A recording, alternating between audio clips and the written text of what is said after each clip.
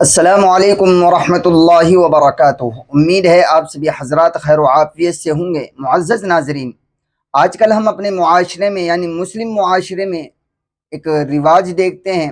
جیسے ہی کوئی ہمارا نوجوان، کوئی ہمارا بھائی، کوئی مسلمان اپنی نئی دکان کا افتتاح کرتا ہے تو وہ اس دکان کا افتتاح ریبن کاٹ کر کرتا ہے، اور اس محفل میں، اس مجلس میں جو وہ ریبن کاٹ کر دکان کے افتتاح کرنے کی مجلس سجی ہوتی ہے، اس میں بہت سے اہل علم حضرات بھی شرکت کرتے ہیں۔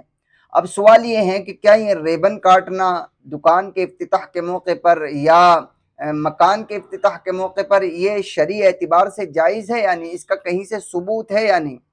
تو دیکھیے، علماء کرام نے ریبن کاٹ کر دکان کے افتتاح کرنے کو یہ غیروں کا طریقہ لکھا ہے۔ قرآن و حدیث کے اندر یا فقہ کی کتابوں میں کوئی عبارت اس طرح کی نہیں ملتی جس سے اشارتاً بھی اس کا ثبوت مل جائے، اشارتاً بھی اس کا ثبوت واضح ہو جائے۔ اس طرح کی کوئی عبارت، اس طرح کی کوئی بات نہیں ملتی ہے۔ لہٰذا علماء نے اس کی وضاحت کی ہے، اس کی تصریح کی ہے کہ یہ ریبن کاٹ کے دکان کا افتتاح کرنا یہ غیروں کا شعار ہے، غیروں کا طریقہ ہے۔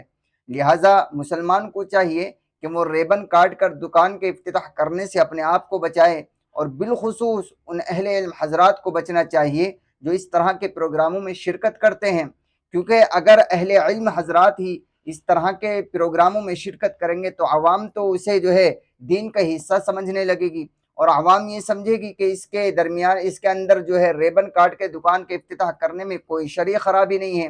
اس لیے کیونکہ فلاں مولانا صاحب بھی آئے تھے اور فلاں عالم صاحب بھی آئے تھے، اس لیے اہل علم حضرات کو بالخصوص اس طرح کے پروگراموں سے اپنے آپ کو بچانا چاہیے۔ واللہ عالم بالصواب۔